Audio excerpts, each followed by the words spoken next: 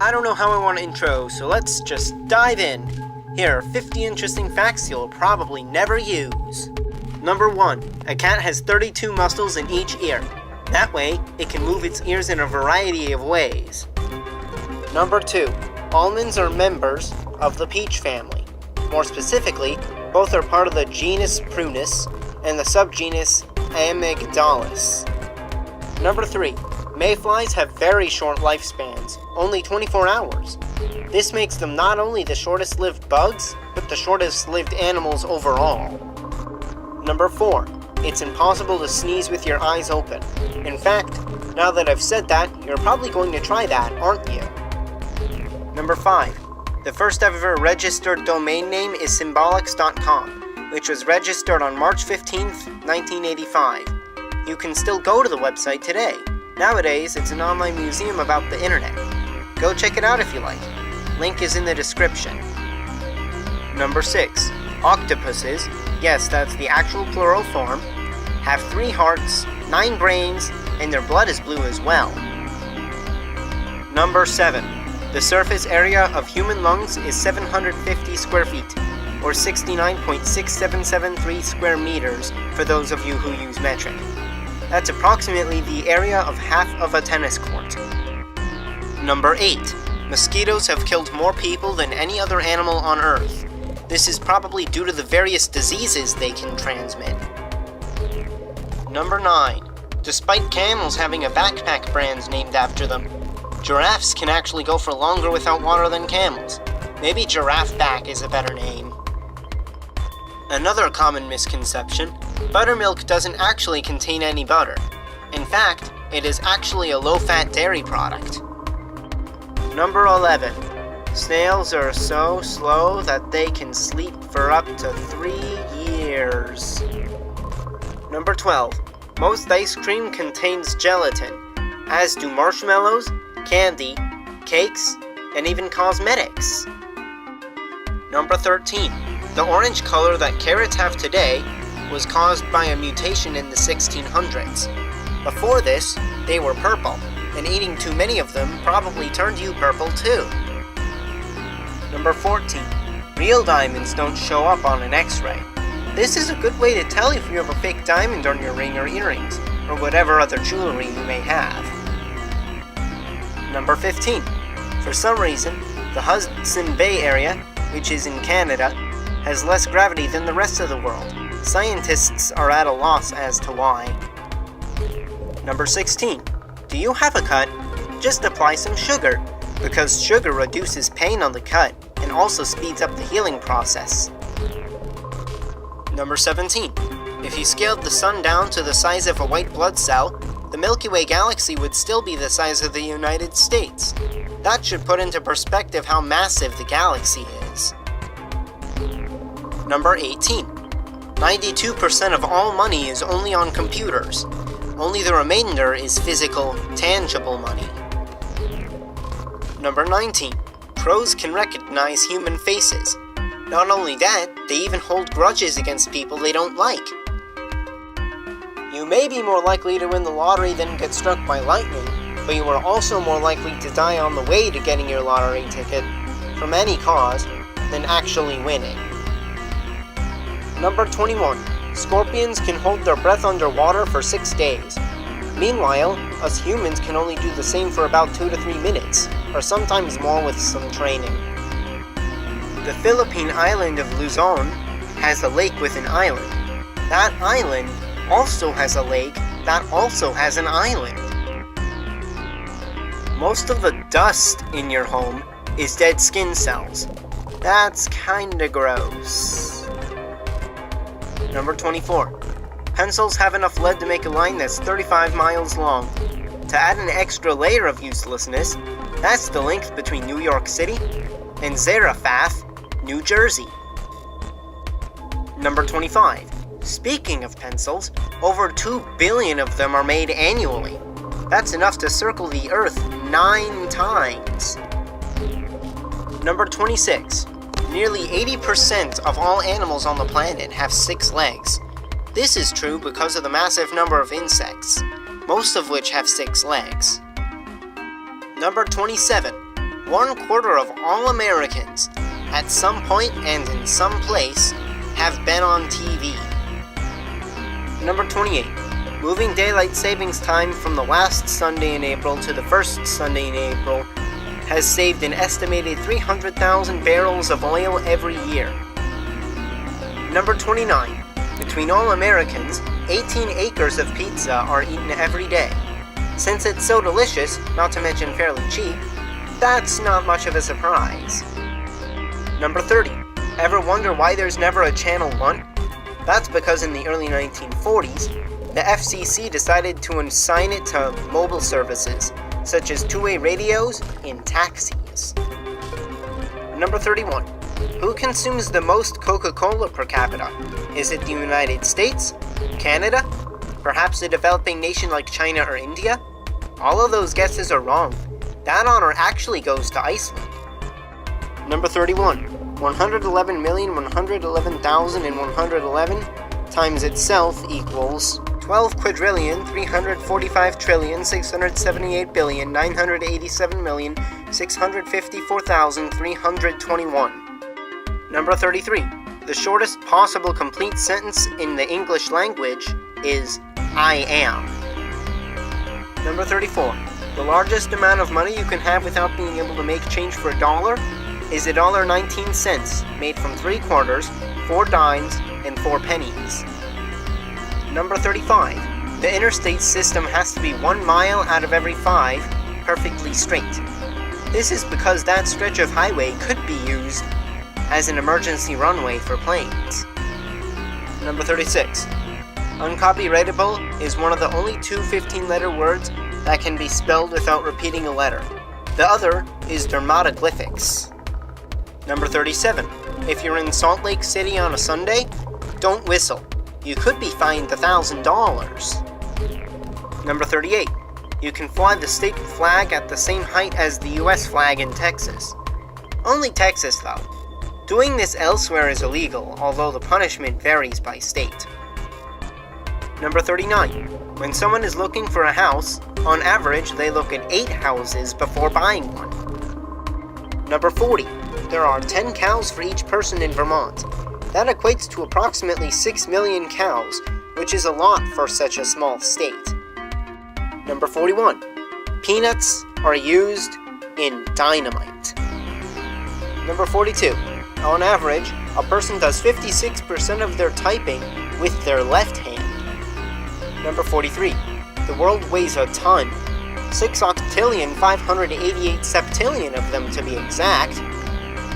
Number 44. Dreamt is a unique English word because it is the only one that ends in MT. Number 45. Dimes have exactly 118 ridges on their perimeter. Number 46.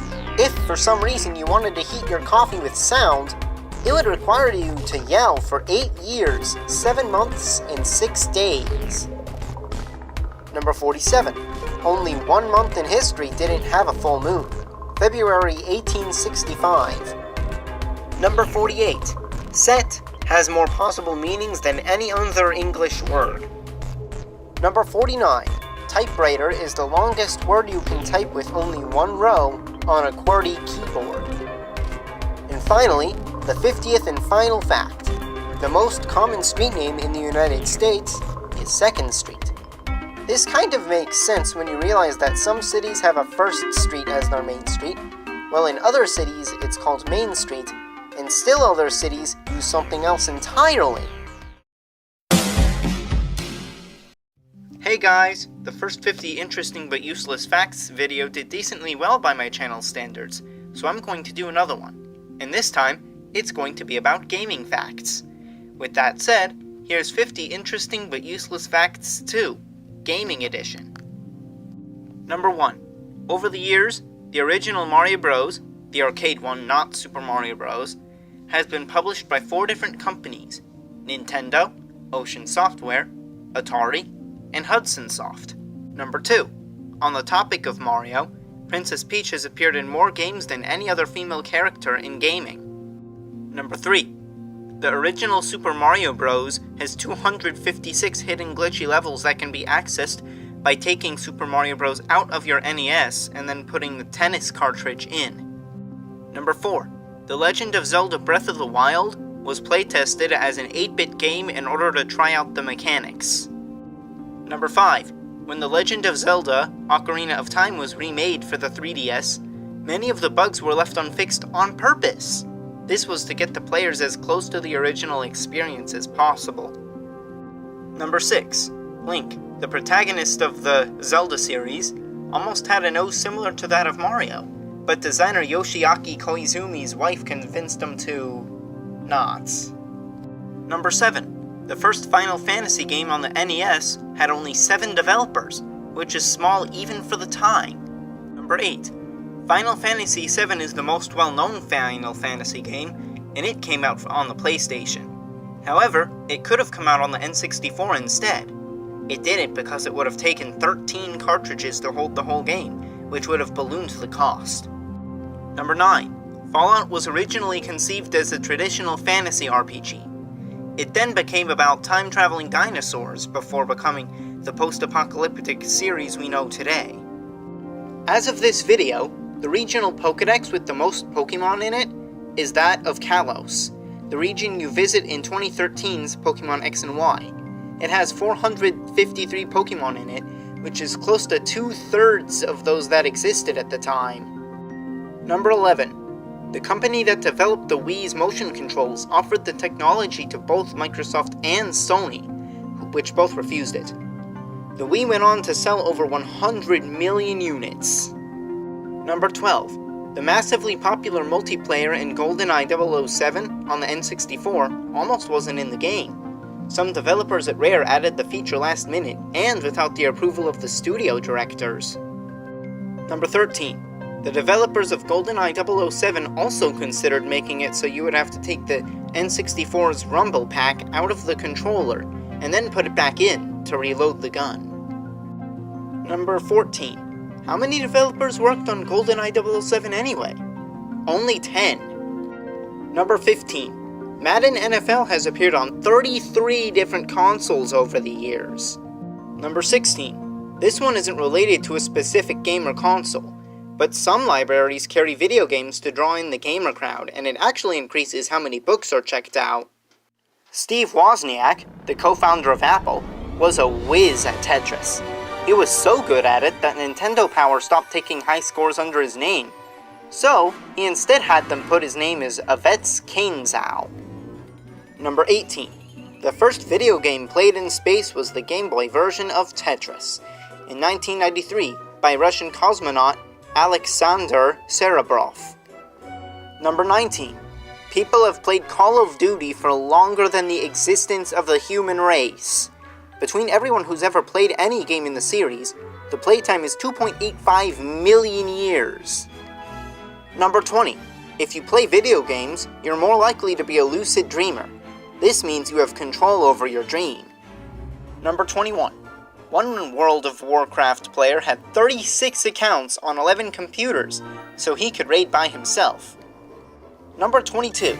Also in World of Warcraft, one man reached level 90 without leaving the starting area, by mining and collecting herbs for 173.5 days. Now that's some dedication.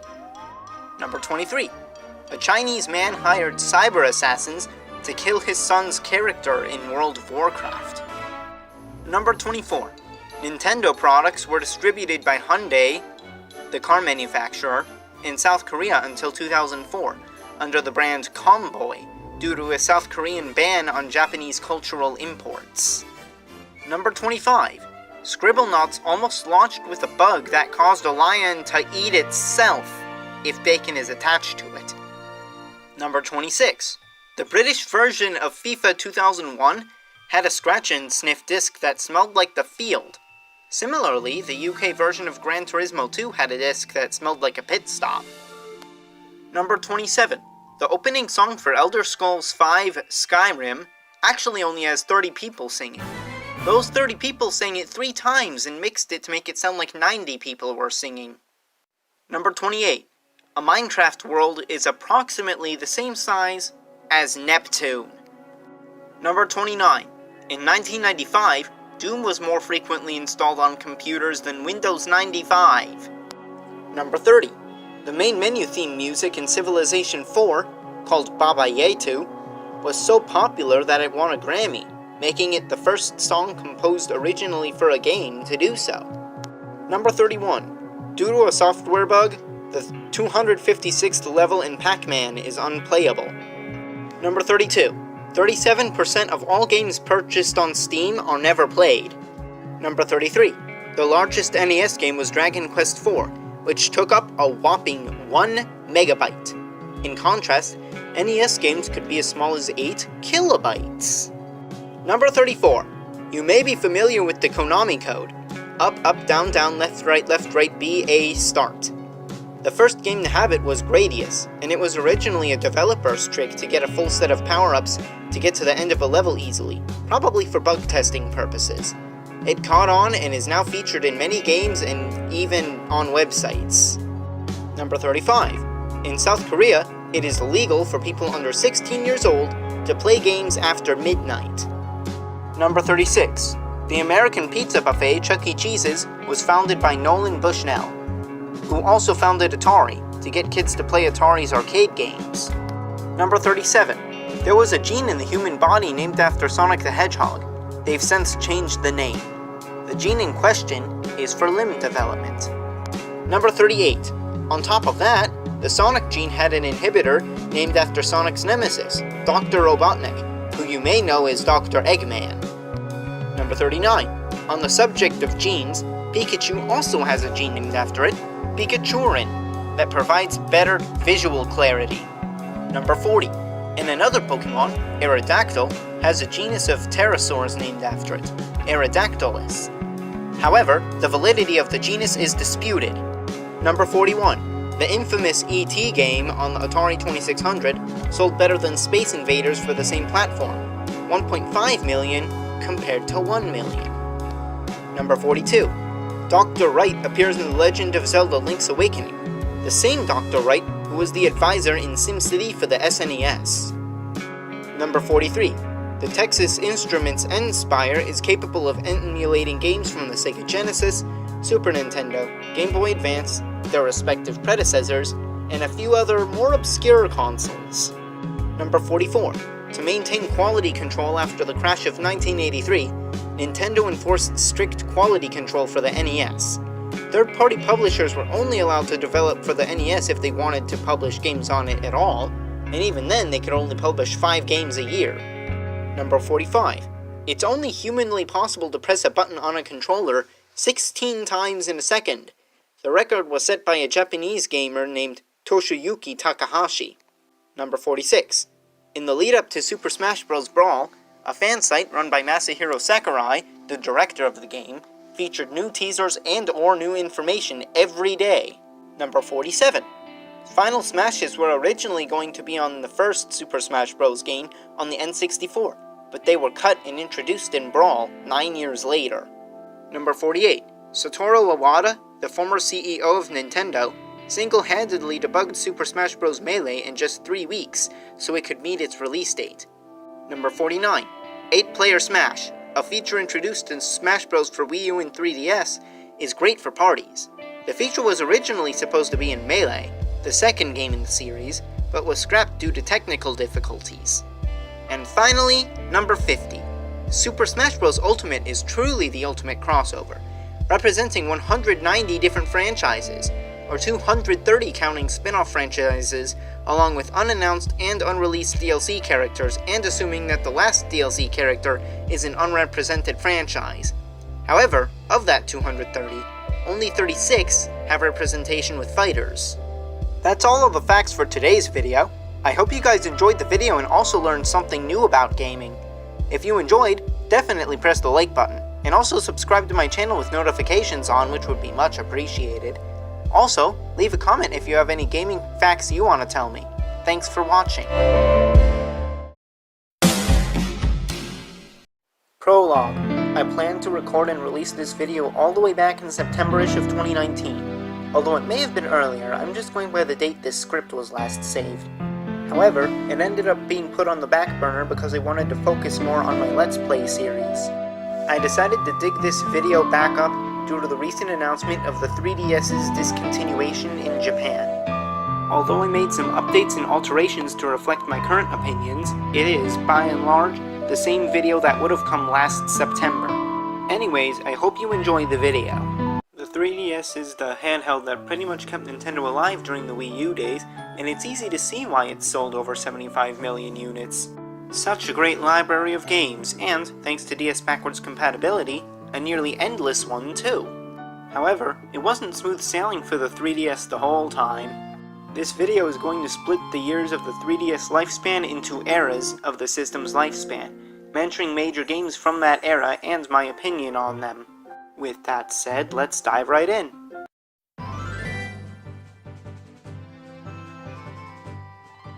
The 3DS launched on February 26, 2011 in North America. At launch, the only noteworthy games were a port of Street Fighter IV, which was insane at the time, as well as Pilot Wings 3D and Steel Diver. These aren't bad games to launch a system with, but they're pretty niche titles aside from Street Fighter. Couple that with a $250 price tag due to the main gimmick of the 3DS, that being the 3D, and you have a recipe for a disastrous launch. It was so bad, in fact, that people thought the Wii U would save Nintendo from the 3DS. Well, that could have aged better. For most of 2011, the library didn't get much better either, with 3D remakes of both the most critically acclaimed game of all time and Star Fox 64 being the most noteworthy titles for the system for most of the year. I personally never owned Star Fox, but I have played Ocarina of Time 3D and I couldn't really get into it. Due to several factors, the 3DS clearly wasn't doing well. However, that would change very soon.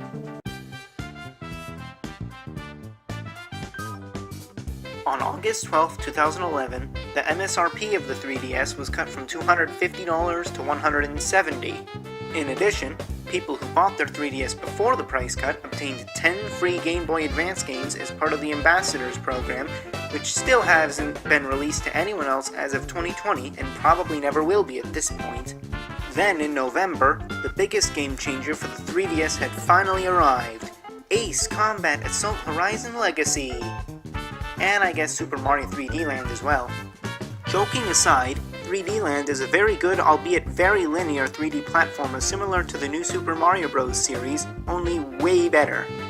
The following month, Mario Kart 7 came out, and went on to become the best-selling 3DS game out there. I personally unlocked everything, which took longer than you might expect, and played a couple of online races and some rounds of battle mode, but I lost interest soon after. I enjoyed it, but it just didn't really click with me. Then a little thing happened that I like to call New Year's Day, and lo and behold, it was 2012. This year saw many new major 3DS games, the first of which was Kid Icarus Uprising, an on-rails shooter in the Kid Icarus universe. I'd never played it, but apparently it requires the Circle Pad Pro, so I wouldn't have been able to play it anyways because I don't have one. Soon enough, E3 2012 happened, but Nintendo's conference mostly focused on the then upcoming Wii U. The only 3DS games to make an appearance were New Super Mario Bros. 2, Luigi's Mansion 2, renamed Dark Moon, and Paper Mario 3DS, which was renamed Paper Mario Sticker Star. Animal Crossing, despite having been announced 2 years prior, wasn't shown at that E3, to the disappointment of many. We'll get back to Animal Crossing in a bit. Anyways, New Super Mario Bros. 2 came out on August 19th, 2012 in North America, just 3 months before New Super Mario Bros. U came out. NSMB 2 was all about collecting 1 million coins. However, I only ever managed to collect about 300,000. The absurd number of coins the game has means that I have over 700 lives, meaning that even if the actual level is difficult, which usually they aren't, it won't matter since I have so many lives. The last major game of this era was Paper Mario Sticker Star, another game that I've never played. However, this game isn't good from what I've heard. It's said that it doesn't have RPG elements or original characters, things that the Paper Mario series is known for. But I've never played it myself, so I don't have an opinion on it. Oh yeah, 2 more things. 3DS XL came out in 2012, but Luigi's Mansion Dark Moon was delayed until March 2013 because of the Year of Luigi.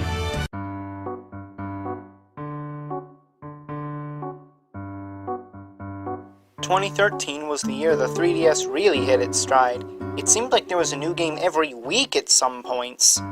The February and April Directs saw many new games, like Mario & Luigi Dream Team, Fire Emblem Awakening, more gameplay of Animal Crossing, now subtitled New Leaf, and a port of Donkey Kong Country Returns from the Wii. Of these, Donkey Kong was the first to come out on May 24th, 2013, and I've never played it. Next was Animal Crossing New Leaf on June 9th, although it released on November 8th, 2012 in Japan. And I've never played this either, but I do plan to at some point, like some of the other games on this video.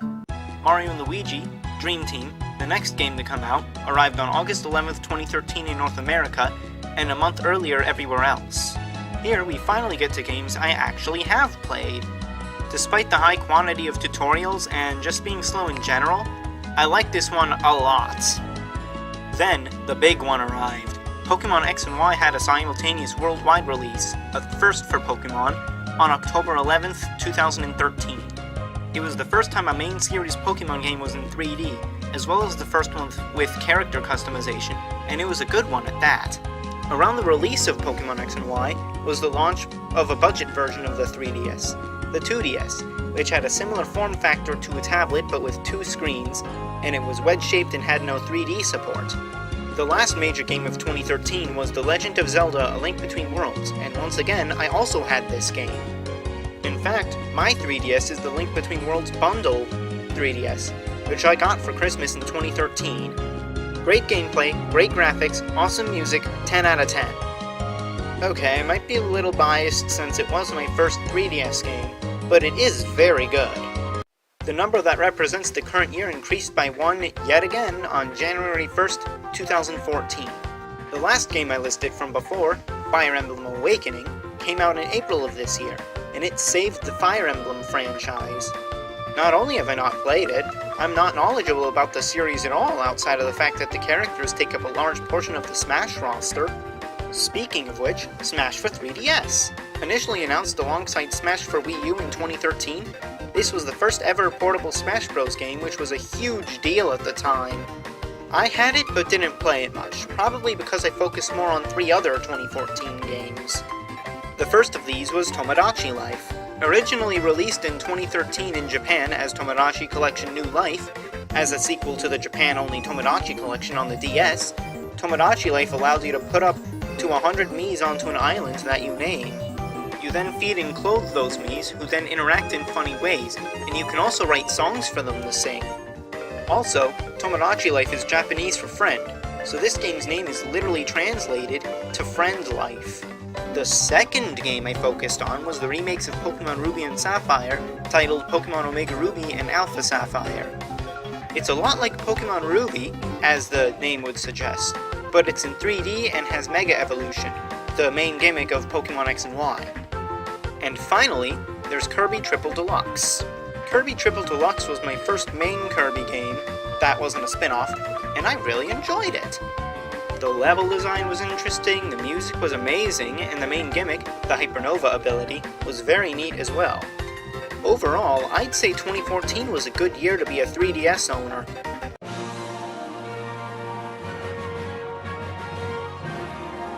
Between the release of Pokemon Omega Ruby and Alpha Sapphire and February 10th, 2015, nothing of note happened in terms of the 3DS. No major releases or major announcements outside of Smash Bros. DLC characters happened. Then, on February 11th in North America and Europe, a new 3DS hardware revision came on the market. It was called the new 3DS, and it was more powerful than the old 3DS, and also had a built-in C-stick, as well as a second pair of shoulder buttons that weren't used outside of games exclusive to the new models. Also, the fact that there are games exclusive to the new models. Most importantly, it has native amiibo support. Previously, you would have had to use a special external NFC reader that works with the infrared sensor. Meanwhile, the major games of 2015 weren't all that major. We got Animal Crossing Happy Home Designer, Pokemon Super Mystery Dungeon, Box Boy, and Yokai Watch. You know it was a slow year when I include a digital-only title, Box Boy, as major. The biggest 3DS game this year was The Legend of Zelda Majora's Mask 3D, and that was a remake! And then there was Xenoblade 3D, a new 3DS-only game. Out of all of those games, the only one I've played was Pokemon Super Mystery Dungeon, and it was mediocre, I thought, and I took it back to the store not long after getting it. 2015 was a pretty slow year for the 3DS, but 2016 saw things pick up a little bit with the announcement of Pokemon Sun and Moon, the 7th generation of Pokemon games. That was one of the 4 biggest 3DS games in 2016. The other 3 being Kirby Planet Robobot, which I haven't played but I intend to eventually, Mario & Luigi Paper Jam, a crossover with the Paper Mario series that's pretty good but not as good as the first 4 Mario & Luigi RPGs, and Super Mario Maker 3DS, which aside from now uploading levels, is very good, actually. Animal Crossing New Leaf also got a big content update this year, the Welcome Amiibo update. It added all kinds of stuff to the game, including support for Animal Crossing Amiibo and Amiibo cards, as you can guess from the name, some mini-games, and adding in villagers, among other smaller changes. Back to Pokemon. The game I got was Pokemon Moon, and I like that they changed things up a bit by not having gyms for a change. Character customization returned, but with less variety in the clothes than X and Y. On that topic, what's worse, certain colors of clothes are exclusive to one game over another. Thankfully, I prefer the more somber colors from Moon, but still. Overall, good game and better than X and Y, but not quite as good as the DS Pokemon games.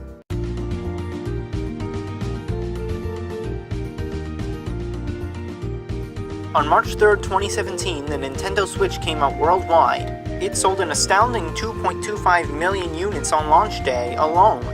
Despite the massive success of Nintendo's new console handheld hybrid system, the 3DS wasn't done just yet. The 4 biggest releases for the 3DS in 2017 were Miitopia, Hey Pikmin, Mario & Luigi Superstar Saga Deluxe, and Pokemon Ultra Sun and Ultra Moon. Miitopia and Hey Pikmin both released on the same day, July 28th, 2017. Miitopia is kind of like Tomodachi Life, except it's a turn-based RPG with up to 4 of your Miis at any one time. Hey Pikmin is Pikmin, but in a side-scrolling format. Also on July 28th, 2017, Nintendo released one last 3DS revision, the new 2DS XL. Hey, what happened to the regular-sized new 2DS? Who knows? Anyways, the new 2DS XL is like a 2DS, except it can fold, it can play new 3DS games, and like the new 3DS XL and its regular counterpart, it has native amiibo support. On to the next game! Mario & Luigi Superstar Saga Deluxe is a remake of the Game Boy Advance Classic with a new coat of paint and a few other smaller changes. It also runs at 60 frames per second, which is nice. There's also an extra mode, Bowser's Minions, probably to entice those who played the original already. The thing is, unless you got a 3DS at launch, you can't play the original on the 3DS anyways, so it doesn't matter. I explained why that is earlier. Anyways, what I've played of this side mode, it seems like a Mario & Luigi spin on a real-time strategy game. However, I didn't really enjoy it, and most everyone else feels the same way. Lastly, there's Pokemon Ultra Sun and Ultra Moon, which are the final Pokemon games that will ever be on the 3DS, or any other dual-screen system as far as I'm aware. They're enhanced versions of Sun and Moon with a few story tweaks and changed gameplay elements. They're in a weird place because while Ultra Sun and Ultra Moon are the better games, Sun and Moon have the better story. I think in general the biggest problem people had was the change in the storyline. 2018, in terms of new games, was a massive step down from 2017. No new Pokemon games coming to the system was basically the final nail in the coffin for the 3DS. There would still be a few new games in 2018 though, such as WarioWare Gold, a port of the first Luigi's Mansion game, Captain Toad from the Wii U, which actually supported stereoscopic 3D, and Sushi Striker. Yeah, 2018 was pretty much ports and niche titles. The only one I got was Captain Toad, and I lost interest real fast in that game. The last game to be released during this era was a remake of Mario & Luigi Bowser's Inside Story, which sold abysmally, and the original version of which can already be played on the 3DS, unlike with Superstar Saga.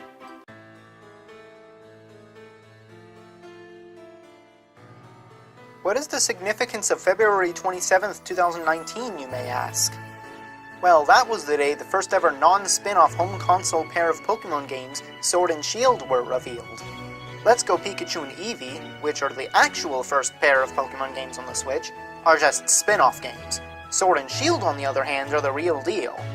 This would prove that Pokemon would never again appear on a pure portable like the 3DS, at least not in the near future. Getting back on topic, the 3DS still had 4 more titles upcoming. Kirby's Extra Epic Yarn, a port of a Wii game and the last first-party Nintendo game on the system, and Persona Q2, which is a spin-off of the Persona series which is mainly on the PS4. Lastly, there's Shakedown Hawaii and Shovel Knight King of Cards. Shakedown Hawaii released on May 7th, 2019, and King of Cards finally came out on December 10th of the same year. Meanwhile, the Switch had completely taken over Nintendo's attention. Aside from Pokemon Sword and Shield, Fire Emblem Three Houses, Super Mario Maker 2, Luigi's Mansion 3, and a remake of The Legend of Zelda Link's Awakening all came out in 2019.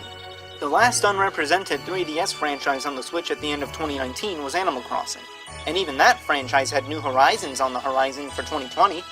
At long last, the slow trickle of new games had dried up, and on September 17th, 2020, Nintendo's Japanese website was updated to show that the remaining 3DS models had gone out of production.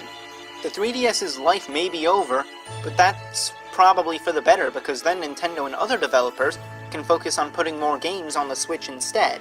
That is going to be all for today. I forgot to mention any games, let me know in the comments section as that would be much appreciated.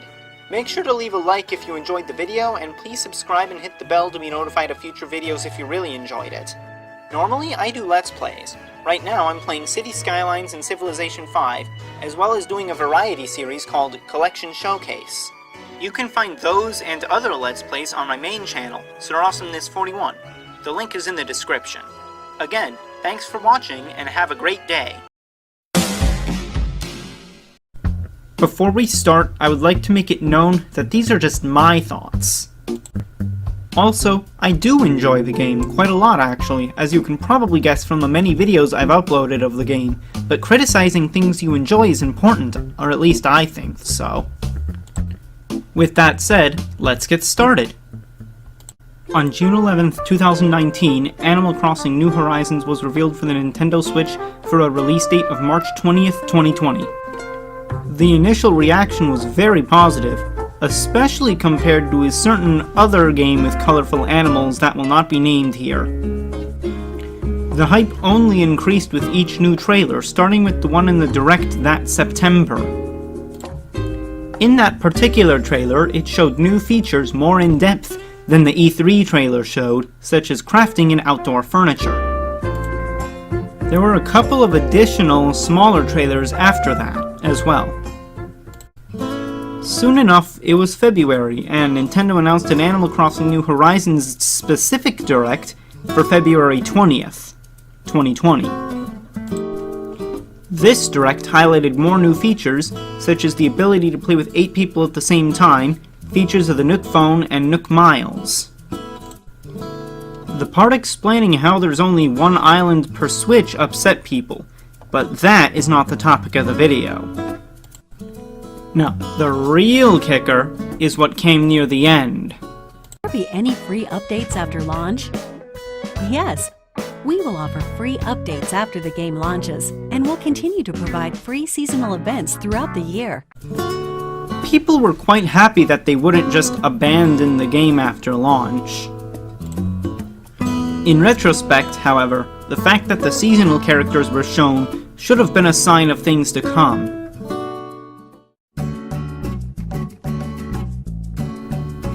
New Horizons launched on March 20th, 2020, just as Nintendo had promised it would. It launched to very positive reception, and it has sold incredibly well, especially considering, and possibly because of, certain events occurring globally at the time. However, data miners and time travelers noticed that there were many things missing that were present in past games. If these cuts had been discovered pre-release, the controversy likely would have rivaled the other game with colored animals that I mentioned previously. In fact, the fact that these cuts were only discovered after release probably makes it seem even worse than the cuts of the other unnamed game, even though the outrage wasn't even close to that of the unnamed game that I once again will not mention. though that's probably because Animal Crossing's fanbase is, in general, calmer overall than that other game's fanbase, or many other games' fanbases as well. Now it's time to get into detail about each update. After I'm done talking about each update, I will give a score out of 10 to that update. By the way, I'm only listing major additions from each update because it would take much longer to list every little detail.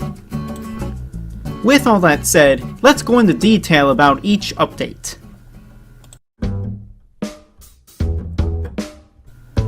The first update, version 1.1, released on the game's launch day. The main focus of this update was Bunny Day, which is basically the Animal Crossing stand-in for Easter.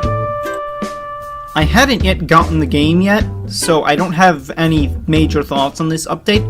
I hear it's notoriously awful though, because the egg spawn rate was incredibly high, making it far more difficult to fill out the museum.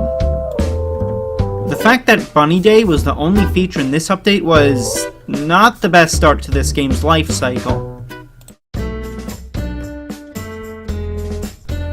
Fortunately, things picked up with version 1.2, which released on April 23rd. The April update added much more content than version 1.1 did. For starters, there were several new characters, such as Leaf and Red.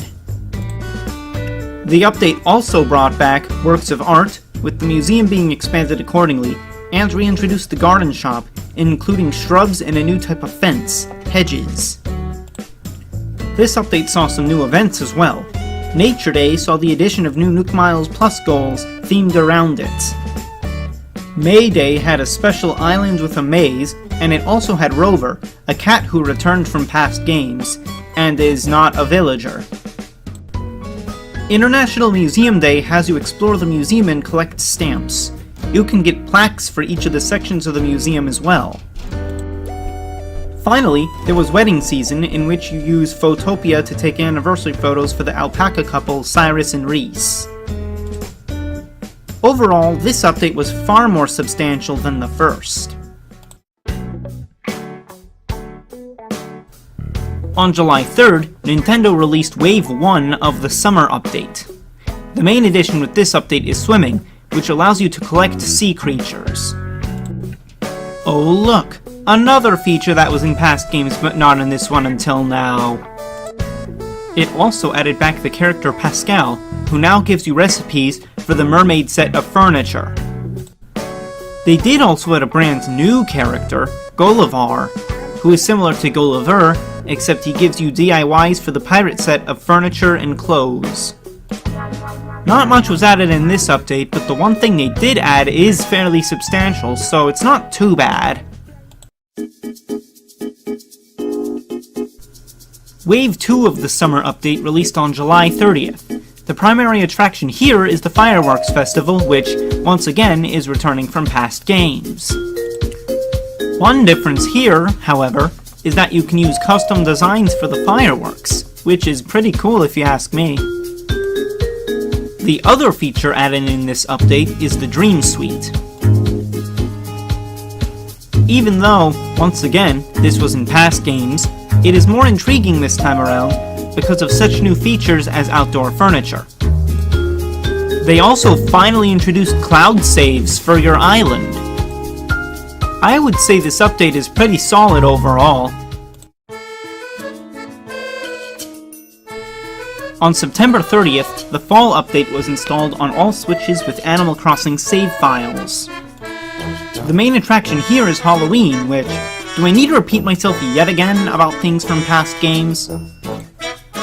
Actually, it's slightly worse than other games. In past games, you had actual consequences for not giving your villagers candy, like trashing your outfit. The Halloween set of furniture is cool, however. The addition of pumpkins is nice as well, and you can put on body paint now, too. This update also added brand new reactions for the first time since launch, and these particular reactions were never in past games. There were only 2 new ones this time around, but it sets a precedent by showing that they can add new reactions. I think it was around this time that fatigue from the game began to become more common online. November 19th saw the release of the Winter Update. To start, it saw the addition of two new major holiday events, Turkey Day and Toy Day, which are exactly what they sound like and once again return from past games. Turkey Day sees you gather ingredients for Franklin the Turkey, ingredients such as sea creatures, fish, and pumpkins. Toy Day, on the other hand, has you play Santa, giving toys to all of your villagers. Of course, like with the previous holiday updates, both add new DIY recipes and furniture items. They also added some new reactions and some new hairstyles. There's also a storage expansion you can get now that'll let you have 2,400 spots in your home's storage. Finally, it was on this update that you can finally transfer your save data to another Switch console, which is something they announced near launch. As of when I'm recording these audio clips on March 22nd, this one is probably the best one to date, honestly. People being frustrated with the update structure of the game really started to become commonplace around this update. Version 1.7, or the January update, was released on January 28, 2021, making it the first update of the new year. Festival and the associated special character Pave were pretty much the only additions this time around. Well, that's not entirely true. They did also add 4 new Festival-themed reactions. And some seasonal items, which are good too. They're good items. Still, that doesn't change the fact that this was a very underwhelming update, especially after the previous one. This update, released on February 25th, saw the addition of Mario-themed items for the Super Mario series' 35th anniversary. One of the items they added is the warp pipes. Believe it or not, they're not purely decorative. They actually have functionality. If you have 2 or more warp pipes on your island, you can warp between the pipes, which is pretty cool. Overall, I appreciate the warp pipes, and I like Mario overall, so pretty decent update considering how small it is. As of recording this, on March 22nd, this is the most recent update, releasing on March 18th. The primary addition this time is villagers and items themed after Sanrio franchises, such as Hello Kitty. Why they decided to represent Hello Kitty specifically with a gorilla is beyond me. It's really strange to me, you know? Like, a cat would be the obvious option there. I may not really care about Sanrio stuff, but you know what I do care about? The custom design updates that accompanied it. For starters, they doubled the number of custom design slots. They also added the ability to customize umbrellas, Uchiwa fans, and standees. In addition, they made it so now the custom designs portal can be accessed from your Nook phone. No longer do you need to wait until Able Sisters' shop is open to do that. They also released a new app separate from the game that lets you make a poster or trailer from footage of your island. All things considered, I'd say this was a pretty decent update overall. So, if I mostly liked the updates, what is up with the title? Well... in my opinion, a good live service game would add mostly brand new features. If it is a sequel to another game that was not a live service game, or at least not to the same extent, then it should have all, or at least most, of the content from that game returning. New Horizons, however, cut out a lot of the content from New Leaf at launch. Some of that content got equivalent replacements, such as the mirror replacing Shampoodle. Basically, the content of the updates isn't the problem. The fact that much of what is being added was available in previous games is the problem. They can use updates to fix problems specific to the game as well, but so far, they haven't done that much.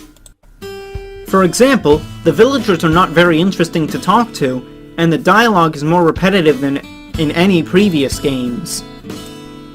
You would think that they would add new random dialogue in each update, but so far it's only been if there's a specific holiday, then the dialogue they add is related to that holiday. They don't add new random dialogue. Or if they do, I've just never noticed it. On top of this, even though they've fixed some quality of life issues, there are various others that have not been fixed, such as the inability to craft multiple of an item at one time. New Horizons has many problems, and most of them stem back to mishandling of its being a live service game, in one way or another. These are just my thoughts though. I would like to know what you think. Please leave a comment below if you have anything to add. Anyways, that is all for this video. I'll see you guys in the next one.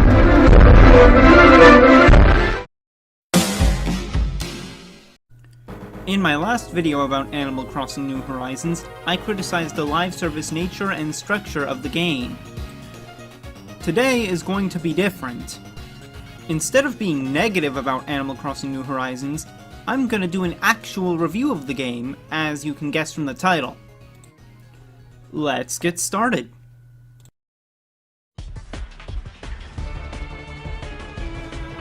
I won't be spending much time on the negatives because I covered most of those in the last video. To summarize, those issues were the fact that the updates mostly added features from past games, the repetitive dialogue of the villagers, and it is fairly lacking in the quality of life department. I have one more thing I would like to add here. Most of the hourly music is not good. Some of it is, like 5, 6, and 7 AM, noon, and 5 and 6 PM. But, for the most part, it is boring and forgettable, or just outright bad, like 2 PM or 3 AM. And most of the rest of the game's soundtrack is just remixes from older games, and the KK songs are just straight up ripped from New Leaf, though that is understandable. Now, we can move on to the bulkiest part of the video.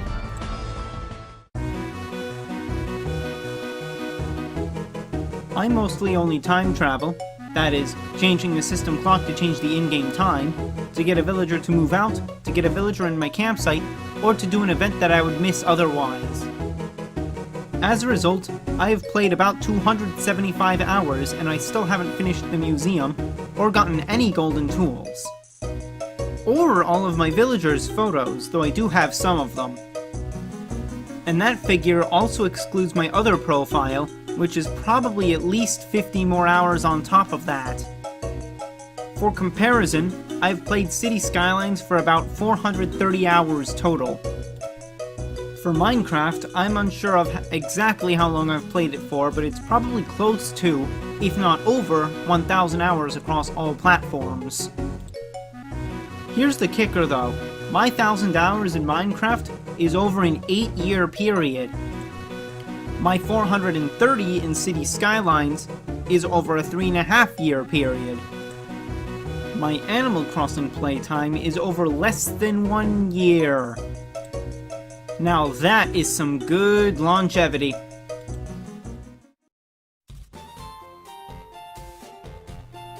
Have I ever mentioned how good this game looks? Well, now's as good of a time as any.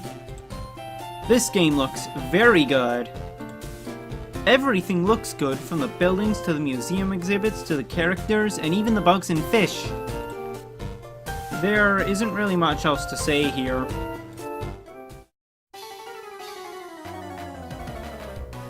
The dialogue may be repetitive at times, but it is certainly not poorly written. If you talk to the villagers enough times in a row, you can see some more interesting dialogue. It's just harder to see it because of the repetitive topical dialogue. So, it seems the problem isn't a lack of dialogue, it's the topical dialogue that makes the other dialogue rarer. That is the problem. This shines through the most with the conversations that villagers have sometimes, and sometimes you even get to respond. The stuff that Blathers says is also interesting, especially if you give him a bug. Overall, the writing's pretty good actually.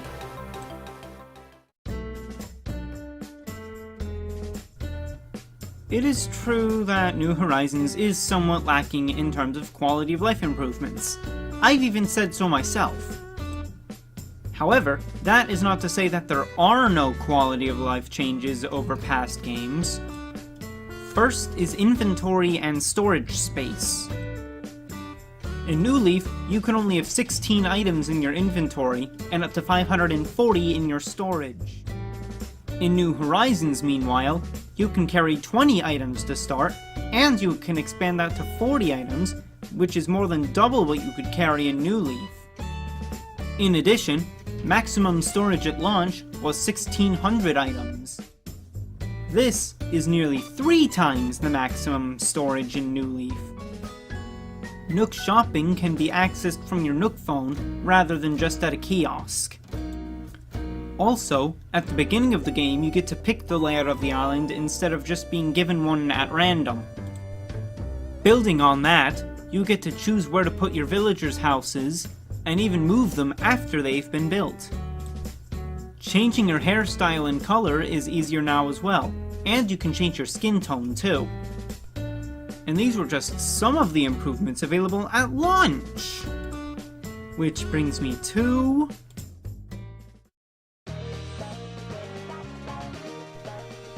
the developers in the game do seem to listen to fan feedback. For example, early in the game's lifespan, there was a bug that let you disable the Nook phone's camera graphical user interface. They patched that out in Wave 1 of the summer update. People were disappointed by this, and they wanted it back. So, the developers reintroduced it in Wave 2 as an official feature. Players also wanted there to be more storage in their house. So, in the winter update, they added in an extra storage expansion to 2400 slots. Players had long wanted to be able to sit on the ground with their villagers. Then, in the winter update, sitting down was one of the 9 reactions added in the hip reactions set. They also added new hairstyles in the same update, another highly requested feature. More recently, in the Sanrio update, they doubled the number of custom design slots to 100, as well as adding more items that can get custom designs. An increase in custom design slots had been requested since launch, among the other things I listed. Overall, the developers are quite receptive to fan feedback. Or maybe they planned these things all along. Who can say? Nook Miles are a brand new currency added in New Horizons. You can get them by completing various goals and reaching certain milestones in-game. Using them, you can obtain a variety of things. You can get many furniture items obtainable nowhere else. Also, you can get Nook Mile tickets. These items allow you to go on a Mystery Island tour. Some of these islands have multiple money rocks on them. Others make it easy to find tarantulas and scorpions. If you have an empty housing plot on your island, you can even find a villager.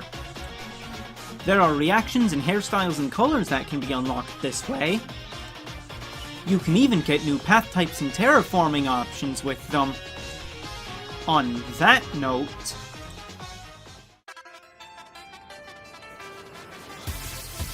the customizability is far more robust than in previous games in the series. You can now add and remove cliffs, rivers, and waterfalls, and also place paths down. Admittedly, I haven't used most of these options much. Unlike in previous games in the series, you can place any furniture items you want outside of your house. I think this is an excellent feature to make your island look nice. This new level of customization extends to your character as well. Thanks to the Nook Miles tickets I talked about before, no longer do you have to rely on pure luck to get a villager. Well, you do have to still rely on luck, but you at least have more control over that particular aspect of your islands than before. Finally, you can customize individual items with customization kits, and even put custom designs on some of them. Basically, if there's one thing New Horizons excels in, at least compared to other Animal Crossing games, it's gotta be customization.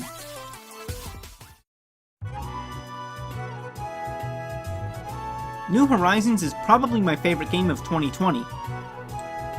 Due in part because I haven't played any of the other major games that year. Well, except Paper Mario, but I gave up on that halfway through. Should probably get back to playing that, though.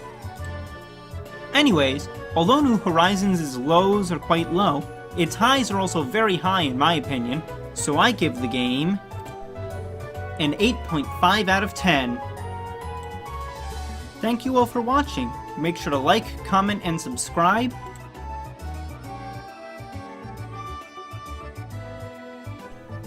And I'll see you all later. Goodbye.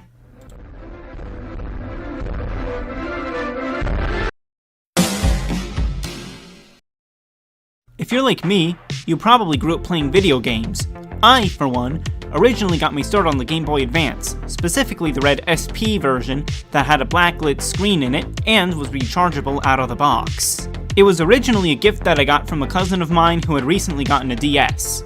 However, the red portable wasn't the only thing I got, as there were a multitude of games that I also had. Keyword, had. You see, I would end up getting a DS of my own for Christmas of 2009.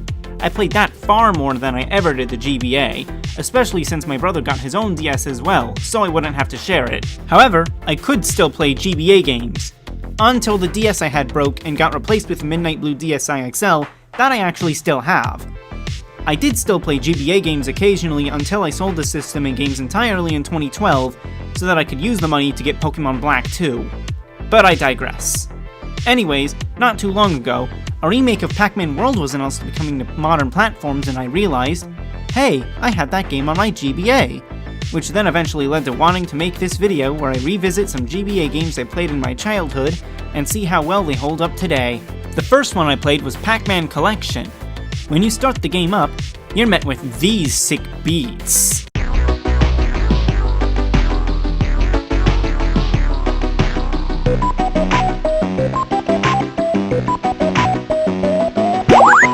Oh, Comic Sans on the title screen?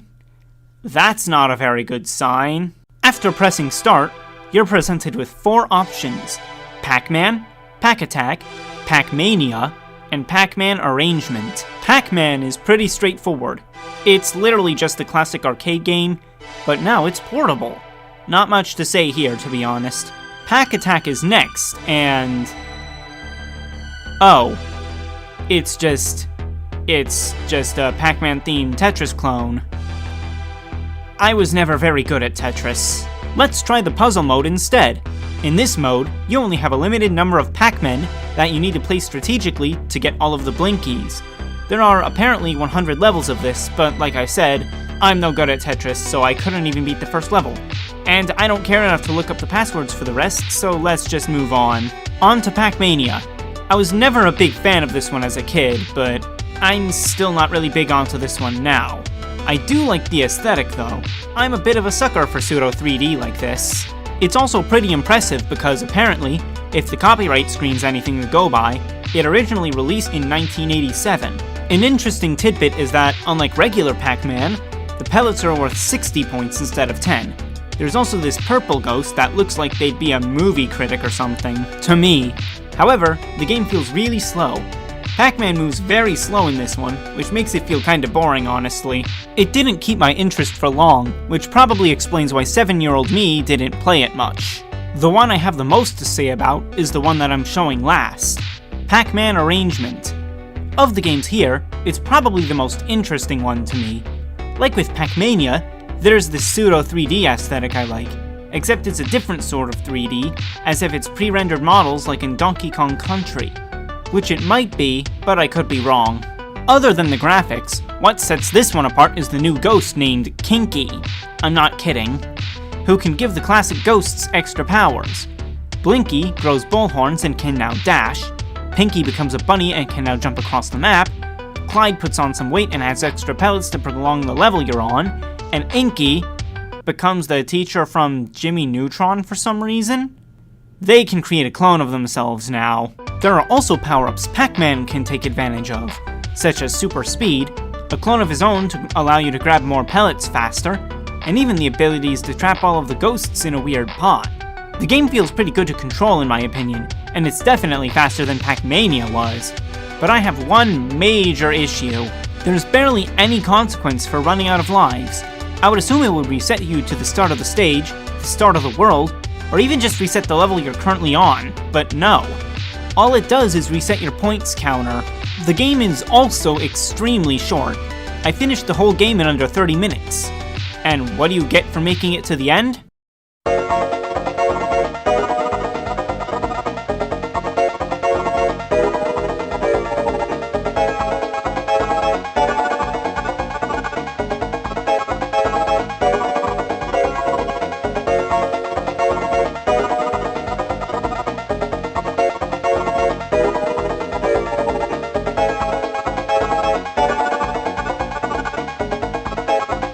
What a lame reward. Let's now move on to the game that originally made me go on this journey in the first place. Pac-Man World for the GBA. Okay, that's a pretty long string of corporate logos. If CinemaSins were here, he would not be pleased to see this. Let's hope... Oh my goodness, what is that sound compression? In this intro cutscene?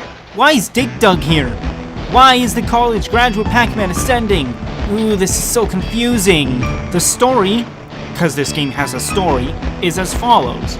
In the most boring looking cutscene ever, evil robot Pac-Man complains about how his party's being ruined. Oh, and also they captured Pac-Man, but he also escaped? Yeah. Anyways, for the visuals, they clearly took the DKC approach again, which is fine, but the sound? I am not a fan of how compressed it sounds. It sounds awful, and it kinda ruins the whole experience for me. I think they straight up took the PS1 sounds and crammed them into the GBA's tiny cartridge space, which frankly that was a terrible idea. It's not very fun to control either, and while it looks fine, there isn't much of a sense of depth, so it's pretty difficult to judge where you're going to land, or where exactly an enemy is in relation to Pac-Man himself, which leads to taking a lot of unintentional hits.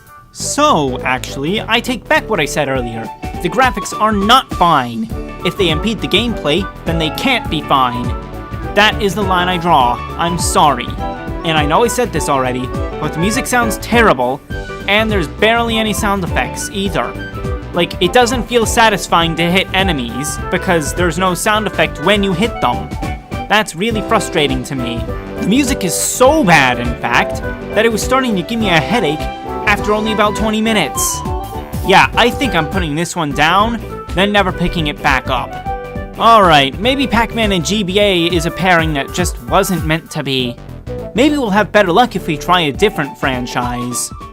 And here we have another pretty good menu theme, and since this game's an original platformer designed with the GBA in mind, the music isn't horribly compressed like last time. The story goes as follows. Spyro and friends arrive from... somewhere. Apparently this is a sequel, but I never played the original, which places it outside the scope of this video. They expect a welcome party, but nobody's there. It turns out that all the fireflies were stolen, keeping all of the dragons from using their flames, so now you, Spyro, have to go and collect all of them. This game is an isometric 3D platformer, unlike Pac-Man, which means you have a better field of view, and it's a pretty ambitious feat considering the hardware we're talking about here. The game is a bit weird to control, like, if you press right on the D-pad, you're basically going diagonal because of how the camera is, but I would say it's pretty enjoyable nonetheless. The controls don't get in the way as much as in Pac-Man World. Each of the levels, that are pretty open, have some fireflies that you need to collect, as well as gems. The more fireflies you have, the more levels you unlock to explore, and then you can find even more fireflies and gems in them. Sound familiar to any of you? Yes, this is indeed a Collectathon 3D platformer, if you couldn't already tell. It does also look like it uses pre-rendered sprites for the visuals, just like the Pac-Man games did. Only unlike Pac-Man World, it isn't as hard to look at. Except when Hunter's in motion, though. Ugh, that does not look right at all. I did enjoy what I've played of it so far regardless, and I would say it holds up surprisingly well. I wouldn't mind revisiting this one, to be honest. And those are all 3 of the games we're going to be looking at for today. If you enjoyed this video, I might do a part 2, since there are plenty of games I haven't talked about yet. With that said, thank you for watching, and I'll see you in the next video.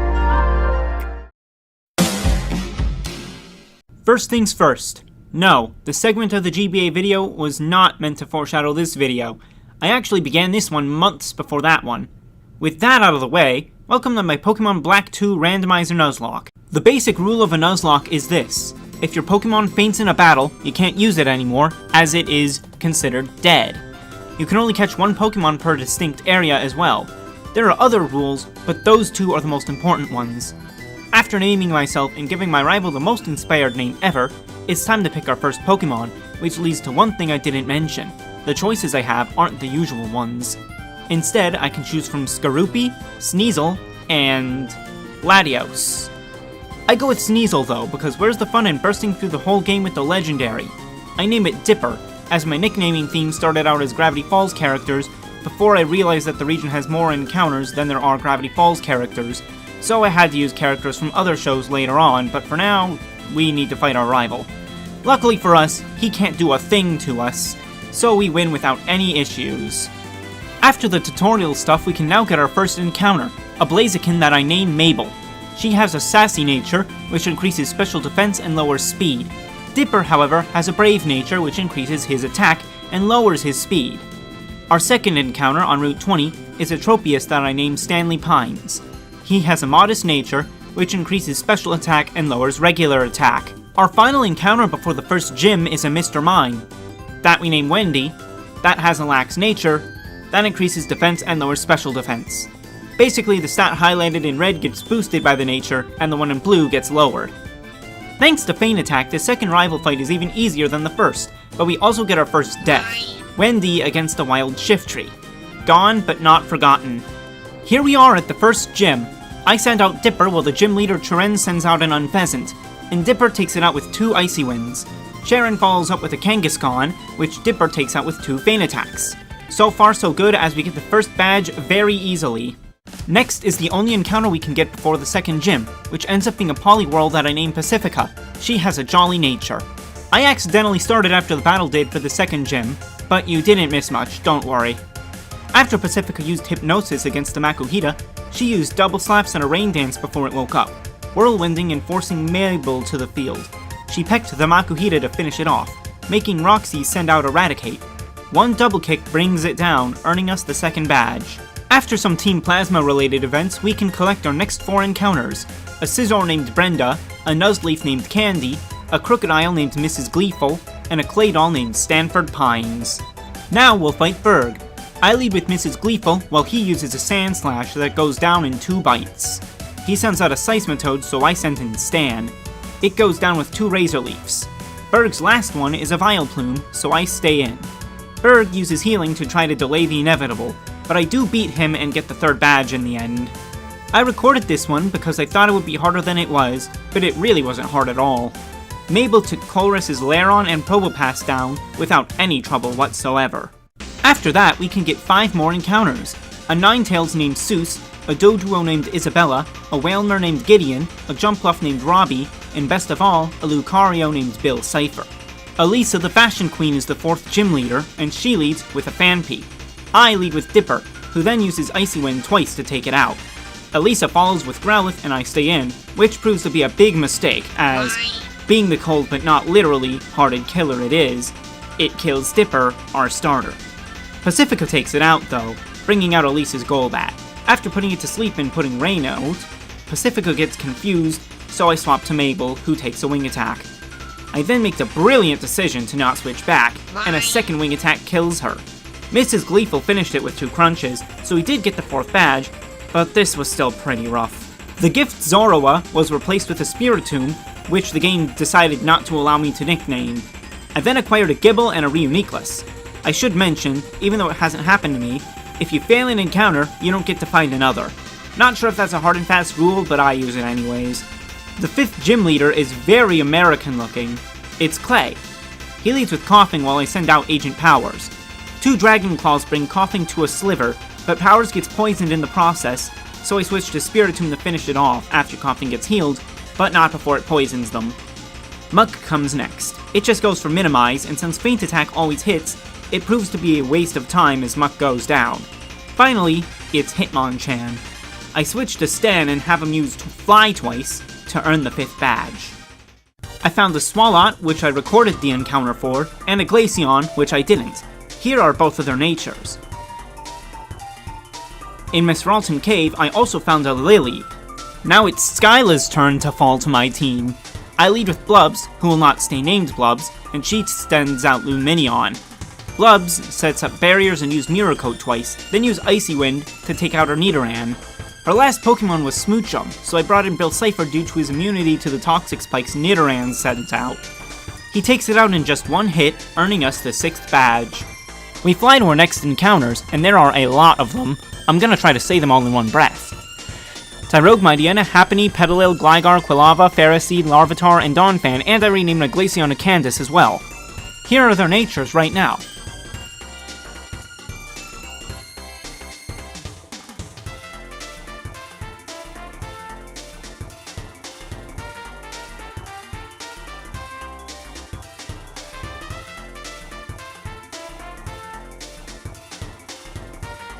In between all of that, I fought my rival for the first time in ages. He was an absolute pushover though, as you can see with Agent Powers sweeping his whole team. The 7th gym leader, Drayden, led with Salamence, and I led with Bill Cipher. I try to do some damage, but it doesn't look good at all, so I switch to Candace. She gets paralyzed by a Dragon Breath, but Icy Wind still hits and it finished off the Salamence. Dragonite is next, and after trying to hit it with an Icy Wind, I switch to Blubs, who then gets Dragon-tailed out of battle and replaced by Agent Powers. He uses Dragon Claw, which one-shots Dragonite, and 2 more take out Drayden's Grand Bull, meaning that the 7th badge was ours. Before we can continue, we have to battle Zinzalin, who leads with the Hitmonchan.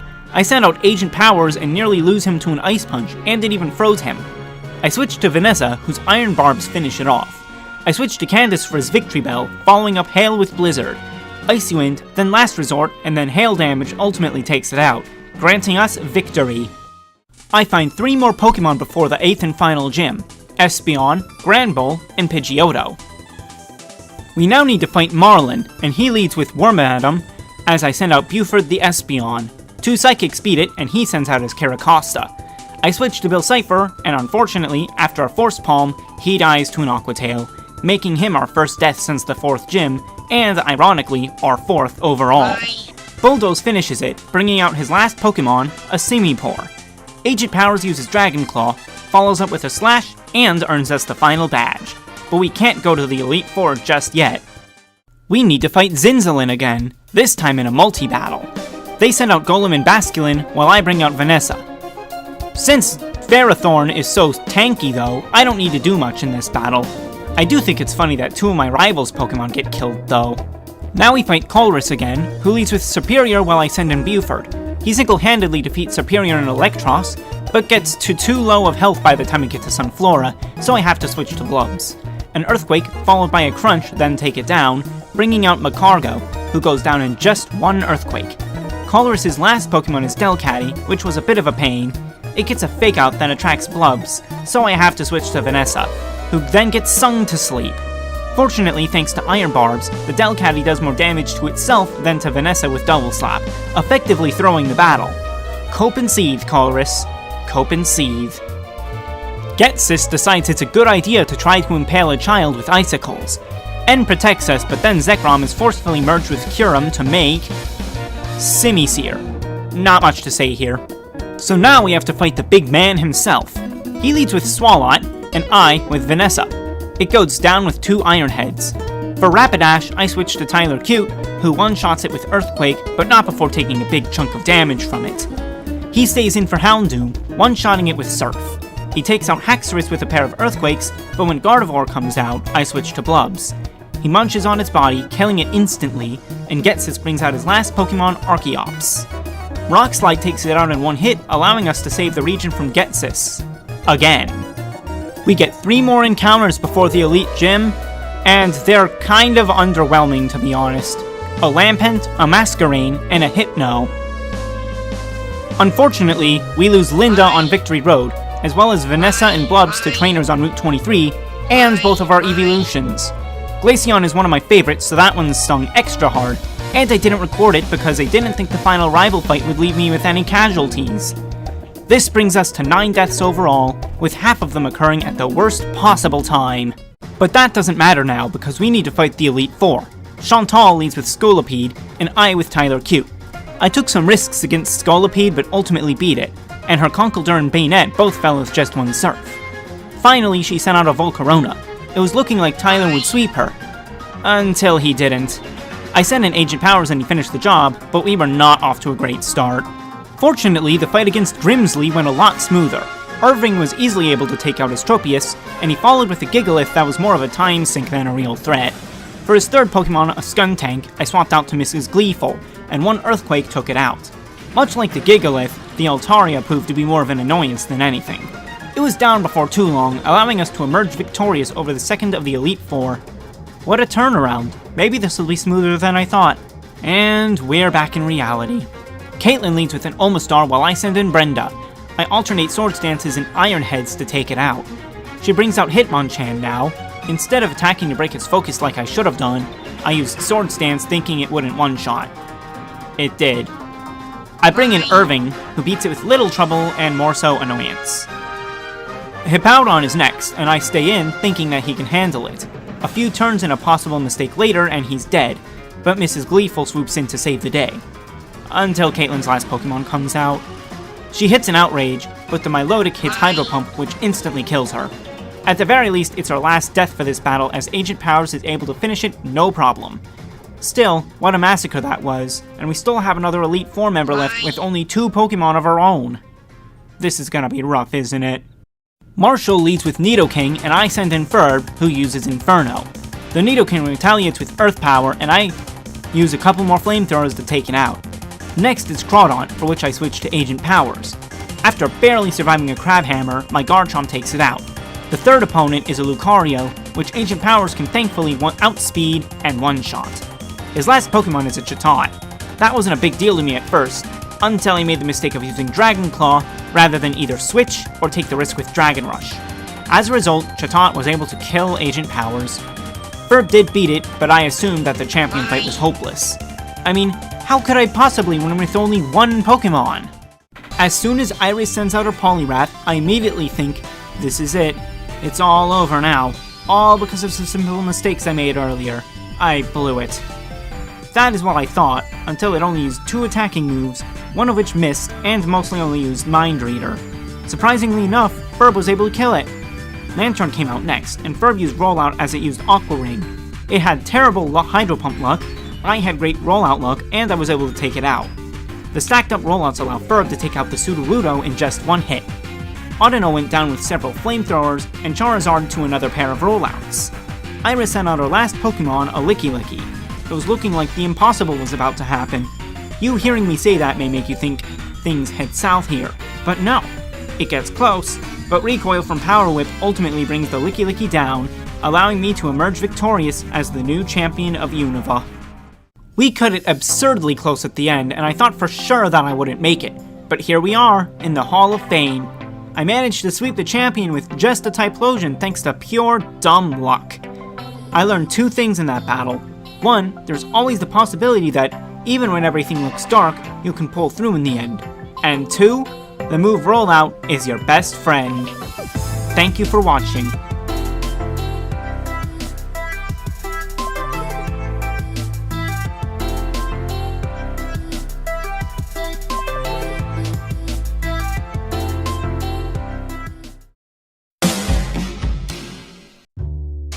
Hey guys, would you like me to tell you about the time I attempted to survive in Minecraft Hardcore mode? Well, too bad, I'm gonna do it anyways. The following is my best attempt at completing 100 days in Minecraft Hardcore mode. Day 1 started out the same as any other Minecraft world would. I chopped trees, collected stone, gathered a bit of food, and made a bed so that I can safely skip the night. I then made a boat so that I could cross the ocean that I spotted near spawn. After a little while, I found a place to place my bed to end the uneventful first day. Day 2, I found a shipwreck. I set down my furnace to let my food cook while I headed inside to go loot the place. For whatever reason, I thought breaking the first chest would be a good idea, and I started drowning. I got out of there quickly enough though, and I got some iron and emeralds from it. There was another chest that had moss and carrots in it, which was nice, but that was it.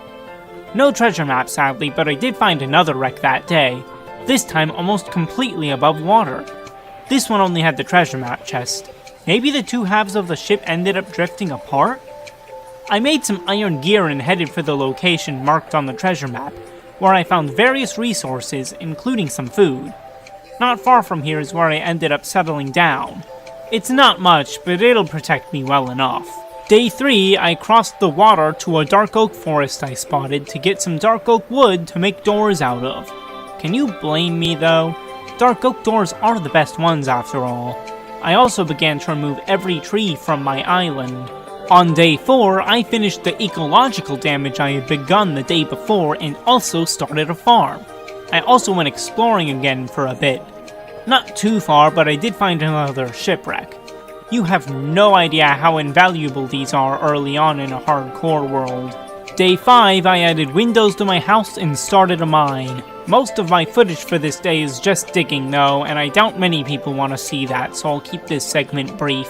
All that happened on day 6 was that I was able to collect my first bamboo harvest. These are an easy source of sticks due to how much faster they grow compared to trees, and how you can use a sword to cut them down. I also planted some of the sugar cane I found on my initial explorations so that later I'd be able to do some enchanting.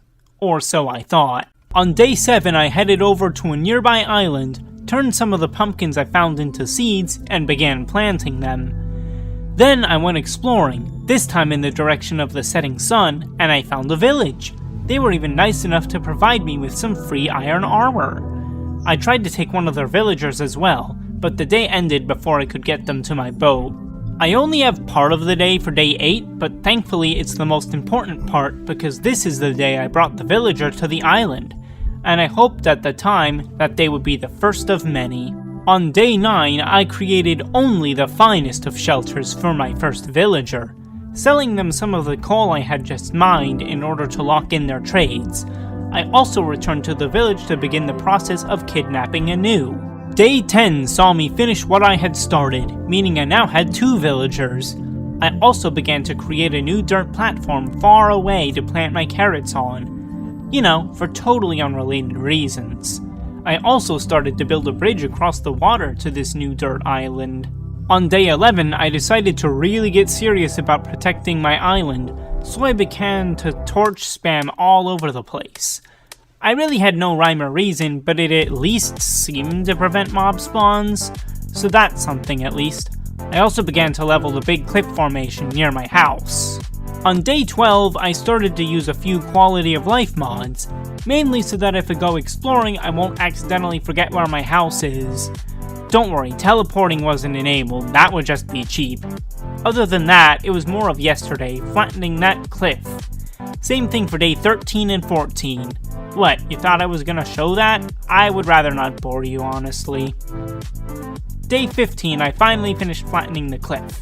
I also expanded my farm some and continued to light up my island some more. For some reason, I decided that flattening the cliff wasn't enough and that I would flatten the rest of the island as well, which took up most of days 16 and 17, and then I finished on day 18.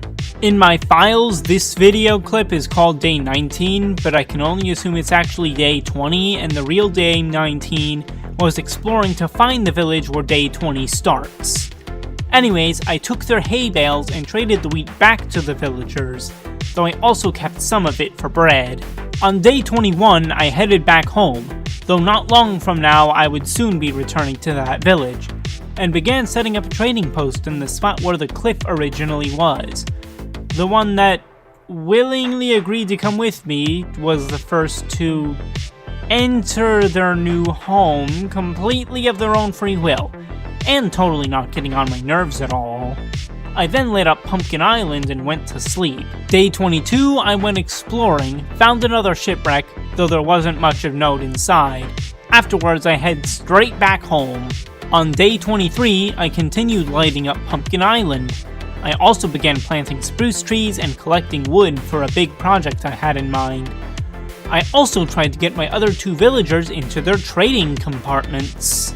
Day 24 started as a continuation of the above, but later in the day I journeyed out to a new treasure map spot I found. This ended up being the first time I stayed up all night instead of sleeping it away, and I got pretty close to the treasure as well. It was extremely far. I finished my journey on day 25, then I decided to fish once I returned home. Not sure why though. I was able to bone meal my crops from some of the skeletons I killed last night, so that's nice. I started day 26 by collecting 8 buckets of water. You'll see why very soon. I then built out into the ocean and built a platform with chunk borders visible. Do you get it yet? I've started building a mob farm on this day. Ready for a scare on day 27? Don't worry, this was in a backup world. My real demise is yet to come. I was just testing fall damage. That was the most interesting thing that happened that day. The rest is just me placing blocks, and day 28 is more of the same. On day 29, I returned to the village from days 19 and 20, this time to steal litter wool. After all, I need to be able to prevent spiders from spawning in my spawner. I also visited some more villages the next day, finding my first diamonds and, more importantly, more wool and more carpets. My spawner was gonna have 3 levels, meaning I would need about 192 pieces of carpet of any color. Day 31 was just me finishing collecting wool to make enough carpet, then I headed home to resume construction. While I was building on day 32, I was fortunate enough to get a visit from a wandering trader. They didn't have any worthwhile trades, but I did get free leads, so that was nice. Day 33 was more of the same, except I began using cobblestone so that I wouldn't have to collect and craft even more wood. This applies to days 34 and 35 as well. Day 36 is when, at long last, I finally finished my mob spawner, and unfortunately only a couple mobs were spawning at the time. All that work for basically no return. How annoying is that? To take my mind off the failure of my spawner, on day 37 I went exploring again. Little did I know that my time was soon coming to a close. I headed into a cave for the first time in this world, before I went to bed for what I wouldn't know, until too late, would be the last time. Day 38 was the final day of this world. I entered another, far larger cave, and there were many mobs inside. Thankfully I had a shield, so initially it was nothing I couldn't handle. So I ran around and lit up the place carefully to not get myself killed, yoinking any iron or coal I spotted along the way. I then headed deeper and thought it would be a good idea to take multiple spiders and skeletons at once, and, well, it ended pretty poorly for me, unfortunately. I hope you enjoyed me looking back at my failed hardcore world. Thanks for watching.